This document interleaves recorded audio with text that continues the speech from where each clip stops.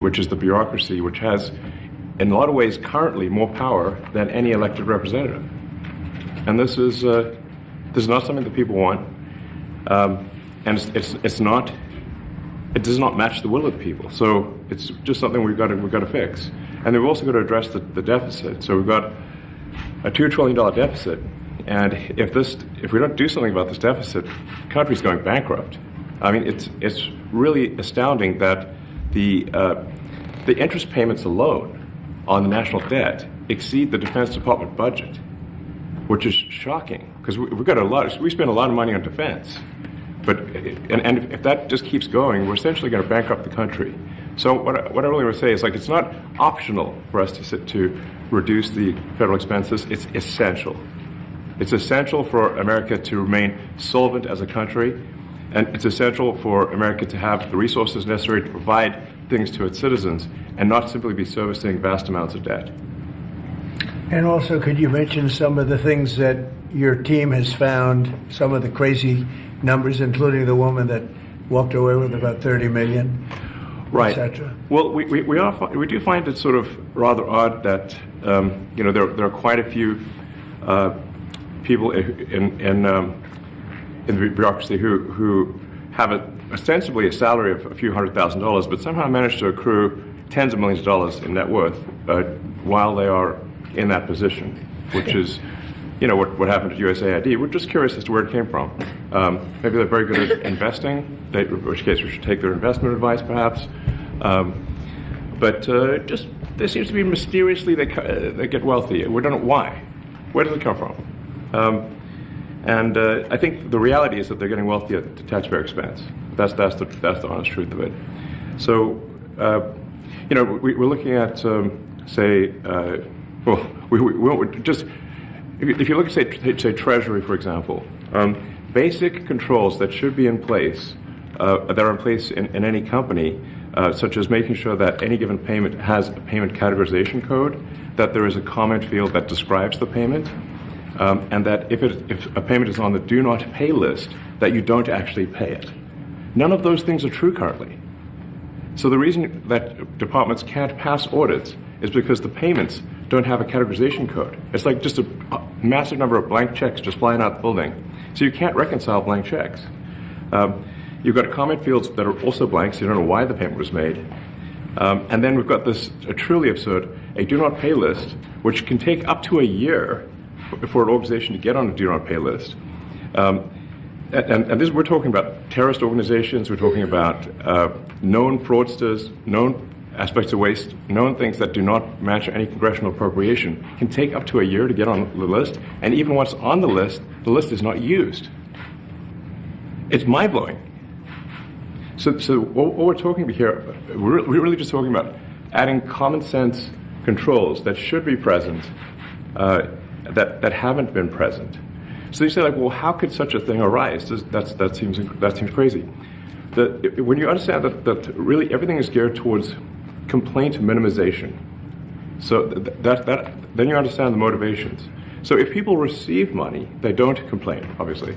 But if people don't receive money, they do complain. And the fraudsters complain the loudest and the fastest.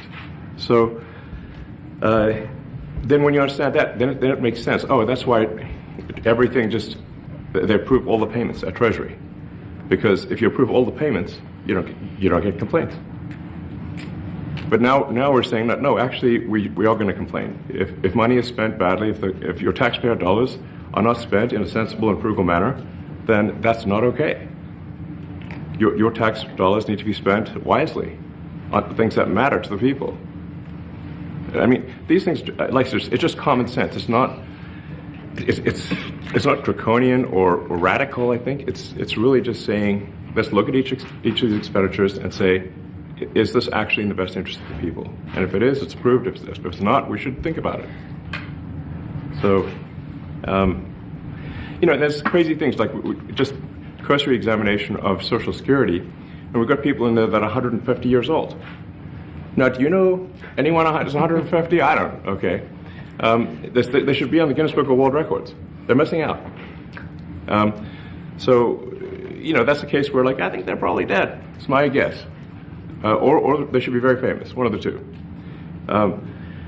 And then there's a whole bunch of Social Security payments where there's no identifying information. Well, like, why is there no identifying information? Obviously, we want to make sure that people who deserve to receive Social Security do receive it, and that they receive it quickly and accurately. I'll tell you another crazy thing. So, one of the things is like we are trying to sort of right-size the federal bureaucracy, just make sure that this. Obviously, there need to be a lot of people working for the federal government, but not as many as currently. So we're saying, well, okay, well, if people can retire, with full benefits and everything, that would be good. They can retire, get their retirement payments and everything. And then we were told, this is actually, I think, a great anecdote, because we were told the most number of people that could retire possibly in a month is 10,000. We're like, well, why is that? Well, because all the retirement paperwork is manual on paper. It's manually calculated, then written down on a piece of paper. Then it goes down a mine. And I'm like, what do you mean a mine? Like, yeah, there's a limestone mine where we store all the retirement paperwork. And you look at a picture of this mine. We'll post some pictures afterwards. And this mine looks like something out of the 50s because it was started in 1955. So it looks like it's like a time warp. And then the speed, then the limiting factor is the speed at which the mine shaft elevator can move determines how many people can retire from the federal government. And the elevator breaks down sometimes, and then nobody can retire. Doesn't that sound crazy? There's like 1,000 people that work on this. So I think if we can take those people and say, like, you know what, instead of working in a mine shaft and carrying manila envelopes to boxes in a mine shaft, you could do practically anything else, and you would add to the goods and services of the United States in a more useful way. So anyway, so I think that's an example.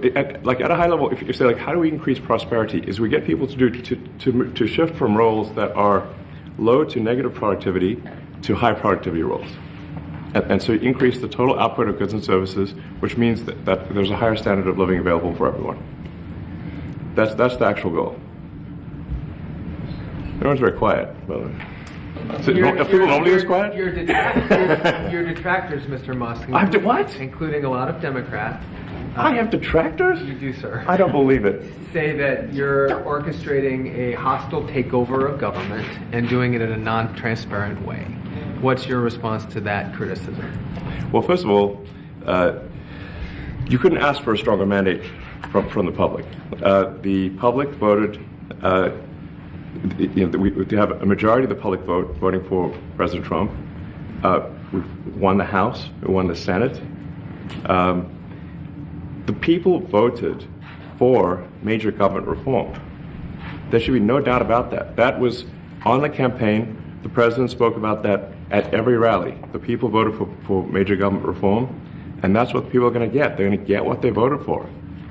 And a lot of times, people that don't get what they voted for, but in this presidency, they are going to get what they voted for. And that's what democracy is all about. Mr. Musk, the White House says that you will identify and excuse yourself from any conflicts of interest that you may have. Does that mean that you are, in effect, policing yourself? What are the checks and balances that are in place to ensure that there is accountability and transparency? Well, we actually are trying to be as transparent as possible. In fact, we post our actions to the Doge handle on X and to the Doge website. So all of our actions are maximally transparent. In fact, I don't think there's been, I don't know of a case where an organization has been more transparent than the Doge organization. So the kind of things we're doing are, I think, very, very simple and basic. They're not, what I mentioned, for example, about Treasury, just making sure that payments that go out, taxpayer money that goes out, is categorized correctly, that the payment is explained, that organizations on the do not pay list, which takes a lot to get there, that actually are not paid, which currently they are paid. These are not individual judgment decisions. These are about simply having sensible checks and balances in the system itself to ensure that taxpayer money is spent well. So it's got nothing to do with, like, say, a contract with some company of mine at all. But if there is a conflict of interest, when it comes to you yourself? For instance, you've received billions of dollars in federal contracts when it comes to the Pentagon, for instance, which the president I know has directed you to look into. Yeah. Are you policing yourself in that? Is there any sort of accountability check and balance in place that would provide any transparency for the American people? Well, all of our actions are fully public. So if you see anything, you say like, wait a second, hey, Elon, that seems like maybe that's, there's a conflict there. It's not like people are going to be shy about saying that. They'll say it immediately, Including you yourself. Yes. But transparency is what builds trust, not simply somebody asserting trust. So not somebody saying they're trustworthy, but transparency, so you can see everything that's going on. And then you can see, am I doing something that benefits one of my companies or not? It's totally obvious. And if we thought that, we would not let him do that segment or look in that area. If we thought there was a lack of transparency or a conflict of interest. And we watch that also. He's a big businessman. He's a successful guy. That's why we want him doing this. We don't want an unsuccessful guy doing this. Now, one thing also that Elon hasn't really mentioned are the groups of people that are getting some of these payments. They're ridiculous. And we're talking about billions of dollars that we've already found. We found fraud and abuse. I would say those two words as opposed to the third word that I usually use, but in this case, fraud and abuse. It's abusive because most of these things are virtually made up, or certainly money shouldn't be sent to them. And you know what I'm talking about. It's crazy. So, but we're talking about tens of billions of dollars that we've already found. And now a judge who's an activist judge wants to try and stop us from doing this. Why? Why would they want to do that? I campaigned on this. I campaigned on the fact that I said government is corrupt. And it is very corrupt. It's very, very, it's also foolish. As an example, a man has a contract for 3 months and the contract ends, but they keep paying him for the next 20 years, because nobody ends a contract. You got a lot of that. You have a contract that's a 3-month contract. Now, normally, if you're in a small, in all fairness, it's the size of this thing is so big.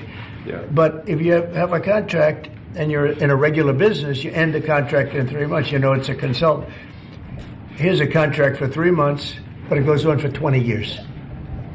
And the guy doesn't say that he got money for 20 years. They don't say it. They just keep getting checks month after month, and you have various things like that, and even much worse than that, actually, much worse. And I guess you call that incompetence, maybe. Yeah. It could be corruption. It could be deals made on both sides, where the guy gets the money, he kicks. I think there's a lot of kickback here. I see a lot of kickback here. There's a lot of kickbacks. A tremendous kickback, because nobody could be so stupid to give out some of these contracts, so he has to get a kickback. So that's what I got elected for, that and borders and military and a lot of things, but this is a big part of it. And I hope that the court system is going to allow us to do what we have to do. We got elected to among other things, find all of this fraud, abuse, all of this horrible stuff going on. And we've already found billions of dollars, not like a little bit, billions, many billions of dollars. And when you get down to it, it's going to be probably close to $1 trillion. It could be close to $1 trillion that we're going to find. That will have quite an impact on the budget. And you'll go to a judge where they handpick a judge, and he has certain leanings. I'm not knocking anybody for that, but he has certain leanings, and he wants us to stop looking. How do you stop looking? I mean, we've already found it. We have a case in New York where a hotel has paid $59 million, $59 million because it's housing migrants, illegal migrants, all illegal, I believe. And they were being paid twice the normal room rate at 100% occupancy. Unbelievable. So it's a racket. Mr. Musk, can I ask a question? Well, if I may sort of just going for the President's comments, at a high level, you say, what are the two ingredients that are really necessary in order to cut the budget deficit in half from $2 trillion to $1 trillion? And it's really two things: competence and caring. And if you add competence and caring, you'll cut the budget deficit in half. And I fully expect to be scrutinized and get a daily proctology exam, basically. Might as well just camp out there. So it's not like I think I can get away with something. I'll be scrutinized nonstop. But with the support of the president, we can cut the budget deficit in half from $2 trillion to $1 trillion, and then with deregulation, because there's a lot of sort of regulations that don't ultimately serve the public good. We need to free the builders of America to build, and if we do that, that means I think we can get the economic growth to be maybe 3-4%, maybe 5%, and that means if you can get $1 trillion of economic growth and you can cut the budget deficit by $1 trillion. Between now and next year, there is no inflation. There's no inflation in 26. And if the government is not borrowing as much, it means that interest costs decline. So everyone's the mortgage, their car payment, their credit card bills, anything, their student debt, the monthly payments drop. That's a fantastic scenario for the average American. I mean, imagine they're going down the grocery aisle and the prices from one year to the next are the same, and their mortgage, all their debt payments dropped. How great is that for the average American? We had That's no what we're idea. We had no idea we were going to find this much, and it's open. It's not like complicated. It's not simple that complicated. stuff. It's a like lot of work. Yeah. We can't believe it. A lot of work. A lot of smart people involved. Very, very smart people. But you're talking about anywhere maybe 500 billion. It's crazy the kind of numbers you're talking really crazy. about. You know, normally when you're looking at something, you'll find you're looking for 1 out of 100. Here, you're almost reversing it. You look for one that's good. Yeah. And you can look at the title and you say, why are we doing this? Why are we doing that? And the public gets it. You know, the public gets it. You've seen the polls. The public is saying, why are we paying all this money? This for years, this has gone on. Mr. Musk, President you Trump, said Senator- Yeah, go ahead. Wait, go ahead. Senator Rand Paul today said that DOGE cuts will ultimately need a vote in Congress. Do you agree with that? Is that the I plan? really don't know. I know this. We're finding tremendous fraud and tremendous abuse. If I need a vote of Congress to find fraud and abuse, it's fine with me. I think we'll get the vote, although there'll be some people that wouldn't vote. And how could a judge want to hold us back from finding all of this fraud and finding all of this incompetence? Why would that happen? Why would even Congress want to do that? Now, Congress, if we do need a vote, I think we'd get a very easy vote because we have a track record now. We've already found billions of dollars of abuse, incompetence, and corruption. A lot of corruption. If a judge does block one of your policies, part of your agenda, will you abide by that ruling? Will you comply Well, I with that always order? abide by the courts, and then I'll have to appeal it. But then what he's done is he slowed down the momentum. And it gives crooked people more time to cover up the books.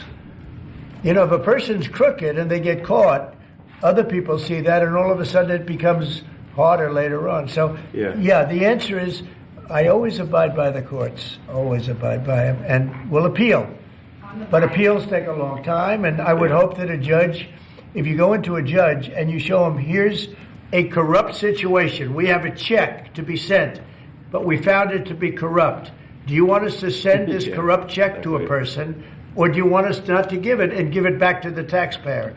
I would hope a judge would say, don't send it, give it back to the taxpayer. Yeah, if I can add to that, what we're finding is that a bunch of the fraud is not even going to Americans.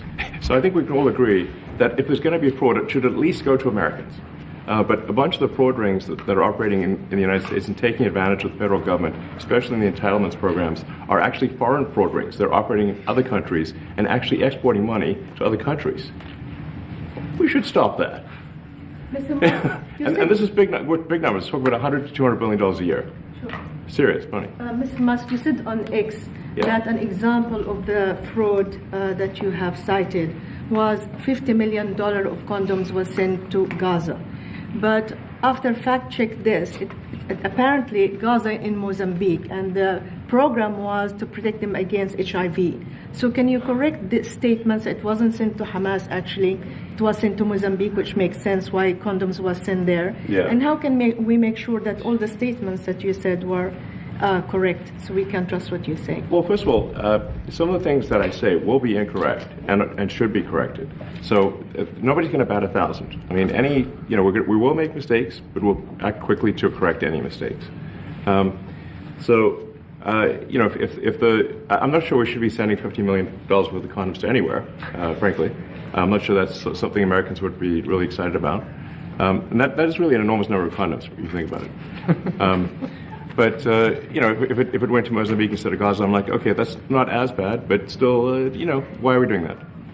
Mr. Musk, can you talk a little bit about how closely you're working with agency heads as you're directing these cuts? Do they have how much input do agency heads have when you're making these decisions? Yeah, we work closely with the agency heads, there are sort of checks in place. So it's not just us just going in and doing things willy-nilly. It's in partnership with the agency heads, and I check frequently with the president to make sure that this is what the president wants to have happen. So we talk almost every day, and I double check things to make sure, is this something, Mr. President, you want us to do this? Then we'll do it. USAID has been one of your main targets. Are you concerned at all that some of the cuts or that shutting that agency altogether may lead to diseases or other bigger problems starting in other countries that then come to the United States? Yeah, so that's an interesting example. So that's something where we work closely with the State Department and Secretary Rubio. And we have, for example, turned on funding for Ebola prevention and for HIV prevention. You left that, you said? Yes, correct. And we are moving fast, so we will make mistakes, but we'll also fix the mistakes very quickly. So, do you see it as a worthy cause, USAID? I think that there are some worthy things, but overall, if you say what was the bang for the buck, I would say it was not very good.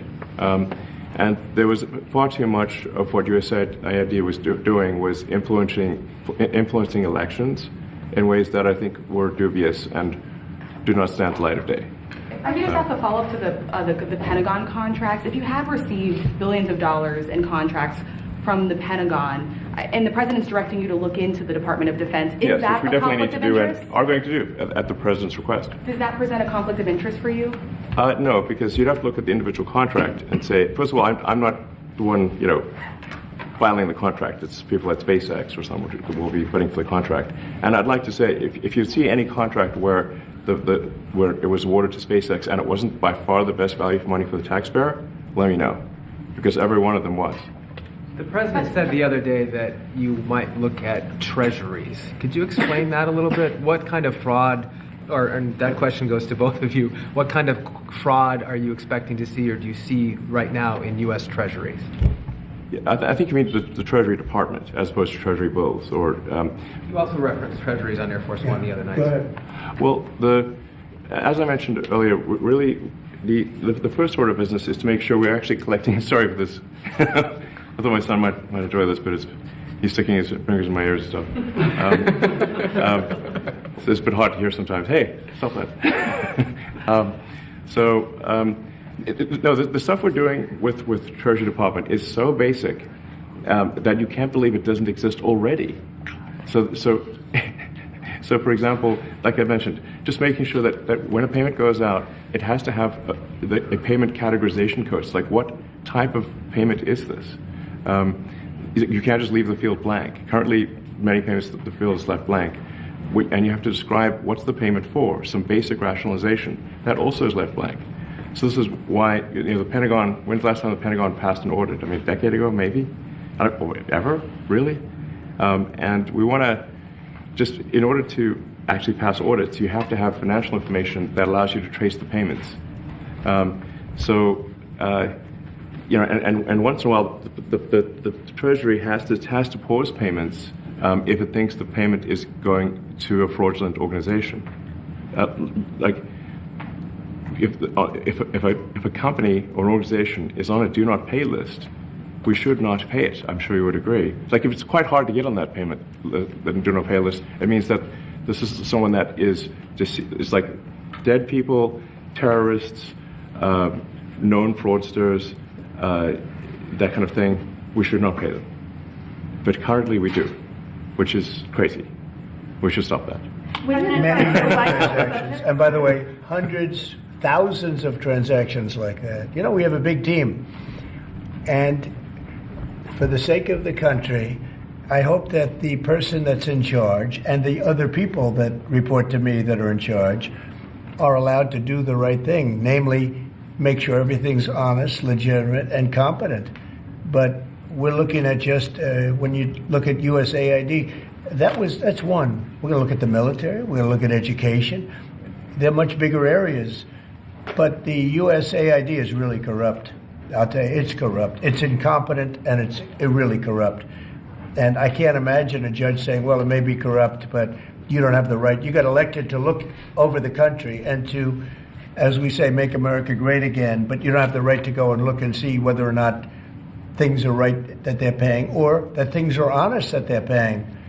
And nobody can even believe this. Other people, law professors, they've been saying, how can you take that person's right away? You're supposed to be running the country, but we're not allowed to look at who they're paying it to and what they're paying. We have massive amounts of fraud that we caught. I think we probably caught way over a lot of billions of dollars already in, 2 weeks? Yes. And it's going to go to numbers that you're not going to believe. And much, as I said, much is incompetence and much is dishonesty. We have to catch it. And the only way we're going to catch it is to look for it. And if a judge is going to say you're not allowed to look for it, that's pretty sad for our country. I don't understand how it could even work. On the buyout program, can you personally guarantee that... Which one? The buyout program, the offer to federal workers. Can you personally guarantee that the workers who opt in to resign now will be paid through September? They'll get their money, but they're getting a good deal. They're getting a big buyout. And what we're trying to do is reduce government. We have too many people. We have office space. It's occupied by 4%. Nobody's showing up to work because they were told not to. And then Biden gave them a 5-year pass, some of them, 48,000 of them, gave them a 5-year pass, that for 5 years you don't have to show up to work. And let me tell you, this is largely, much of this stuff is because of Biden. It's his fault. He allowed this country, what he did on our border. What he did on our border is almost not as bad as what he did with all of these contracts that have come out. It's a very sad day when we look at it. I can't even believe it. But many contracts just extend, and they just keep extending, and there was nobody there to correct it. And that cannot be, I can't imagine that could be held up by the court. Any court that would say that the president or his representatives, like Secretary of the Treasury, Secretary of State, whatever, doesn't have the right to go over their books and make sure everything's honest. I mean, how can you have a country? You can't have anything that way. You can't have a business that way. You can't have a country that way. Hey, thank you very much, everybody. Thank you. Thank you, press. Thank you, press. Head out. Coming back tonight. Mark Vogel will be at the White House tonight at about 10 o'clock. If you want to come over, you can say hello to him. Did you guys get anything in return? Not much. No, they were very nice. We were treated very nicely by Russia, actually. I hope that's the beginning of a relationship where we can end that war and millions of people can stop being killed. They've lost millions of people. They lost, in terms of soldiers, probably 1.5 million soldiers in a short period of time. We got to stop that war. And I'm interested primarily from the standpoint of death. We're losing all those soldiers. And they're not American soldiers, they're Ukrainian and Russian soldiers. But you're probably talking about 1.5 million. I think we got to bring that one to an end. Okay? Thank you. Thank you very much. Thank you. We're moving. Let's go. Let's move. Thank you. We're moving. 10 o'clock. 10 Thank o'clock you. tonight at the White House. All right, guys. Thanks, everybody. Let's head out. Thank you. See you later. Yeah, I mean, it's a lot. You know, so Thank you, guys. Thanks, guys. Right behind the stills. it's like, I think they're like less than a buck.